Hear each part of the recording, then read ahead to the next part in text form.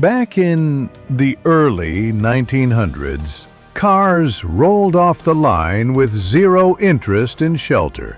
No roofs, just four wheels, a horn, and hope. By the 1950s and 60s, convertibles were the hottest ticket in town. Sleek, stylish, and everywhere. But then came the 1970s, and with them a flood of safety regulations. Suddenly your topless ride didn't look so smart in a rollover test. "I think your car's whispering." "What?" "Your muffler's gone." Fast forward to the 1980s and convertibles made a comeback. Sort of. See, some of these cars were never meant to lose their roof, and yet someone, somewhere, said, "Let's do it." Why? We may never know. Here are 10 convertibles that probably shouldn't have happened, but absolutely did. As of May 2025, convertibles make up less than 1% of U.S. car sales. And by convertible, we mean car-based. No trucks, no Broncos, no Wranglers. Today's convertibles, they're not about practicality. They're about looking good and feeling the wind. Modern designs plan for a convertible option. But once upon a time, automakers said, "Forget the blueprint, just cut it." Let's dive in. Weirdness increases as we go. Number 10. BMW Bower 3 Series. When you think BMW, you probably imagine a sun-drenched convertible cruising along the coast. But when the E21 3 Series debuted in 1975, a convertible wasn't on the menu. Enter Bower, a German coach builder with roots back to 1910. BMW handed them the keys and said, "Make it drop-top." And Bower did. Kind of. Their top cabriolet left the side rails intact, giving off Porsche Targa vibes more than anything. You could lift a panel, roll back the rear, or pretend you owned something exotic. These were dealer-sanctioned, but never quite BMW-born. Bower stuck around through the E30 and even made a TC4 based on the E36 sedan. A four-door convertible no one really asked for. Today, rare, odd, kind of brilliant, but also kind of confusing. Number 9. AMC Eagle and Concord Sundancer. In 1980, AMC was struggling. They needed a showstopper, or at least something to get people in the door. Enter the Sundancer, a pseudo-convertible version of the Concord and Eagle, executed by none other than Jack Griffith, the same guy who chopped the Toyota Celica into a Sunchaser.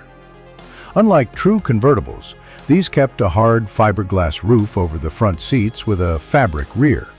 The result? Part convertible, part science project. Only about 200 were made. They were tall, they were awkward, and the AW Drive Eagle version looked like a station wagon in costume. Spoiler? AMC folded not long after. Number 8. Renault Alliance Convertible. AMC's weird convertible story doesn't end there. Enter the Renault Alliance, which was not exactly exciting. Base engine, 64 horsepower. That's about enough to power up Blender.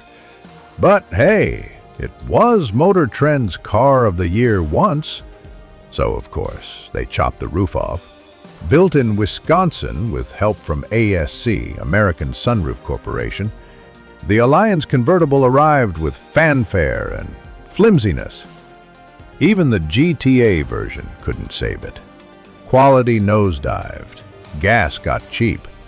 Chrysler bought AMC and killed the Alliance in 1987. Today, it's a trivia question wrapped in canvas. Number 7. Dodge Dakota Convertible. Now here's one for the wait, what? File. The Dodge Dakota Convertible, launched in 1989, was a mid-size pickup that, against all logic, lost its roof. This wasn't a rugged, removable Bronco top. This was factory chopped by Expected again. Dodge called the roll bar a sport bar to avoid lawsuits. Seriously. They sold fewer than 3,000 in year one. By 1991, only 8 rolled off the lot. Nobody asked for it. It didn't make sense, but it existed. Number 6. Yugo Cabrio. Yes, that Yugo. The cheapest car you could buy in America also came as a convertible. Brought over by Malcolm Bricklin, same guy who tried to make Subaru cool.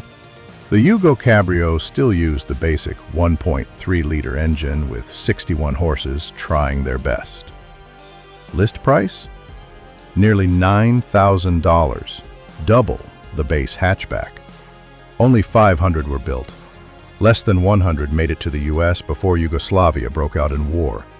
You've probably never seen one, and if you have one today, believe it or not, it might be worth more than your first apartment. Number 5. Geo Metro Convertible. Another tiny car, another drop top that defied reason. The Geo Metro, usually seen as a hatchback clown car, somehow became a convertible by 1990. Gone was the back seat, in came a tiny trunk. You could only get it in the fancy LSI trim, which still had 13-inch wheels.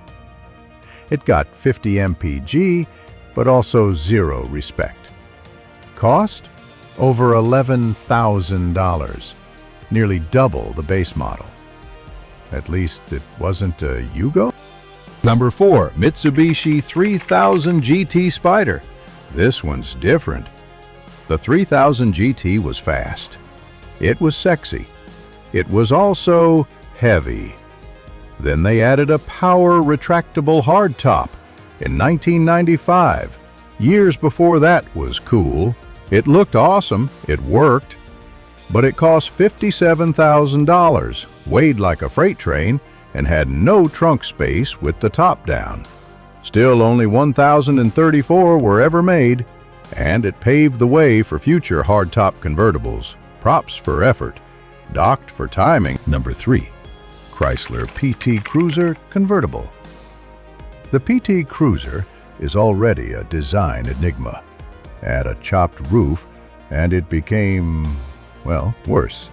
By 2005, sales were still strong, so Chrysler thought, let's go convertible. They removed the rear doors, added a huge basket handle for structural support, and said, ta-da! Climbing into the back seat was an acrobatic challenge. Trunk space? Practically none. They sold 76,000 drop tops, which sounds high, but only 5% of all PT Cruisers ever sold. Some things just shouldn't lose their roof. Number 2. Nissan Murano CrossCabriolet. This was wild. The Murano was a popular crossover, so naturally Nissan decided to slice the roof off and turn it into a convertible. Why? According to rumors, because the CEO's wife wanted one. Not a focus group, not the market, just her. It cost nearly $48,000. Had a trunk the size of a cereal box and looked like a designer lost a bet. Sales were abysmal. The CrossCabriolet died in 2014, never to be mourned. Number 1. Range Rover Evoke Convertible. This one's recent, but still deserves the top spot. Land Rover turned their sleek, low-slung Evoke SUV into a 2-door convertible. The result? A car that looked clean, but had no space, no utility, and confused just about everyone. Production lasted from 2016 to 2018. They never released full sales numbers, probably for good reason. But here's the kicker. It might actually appreciate in value one day, because nothing says luxury like a $60,000 mall crawler with no roof and no trunk.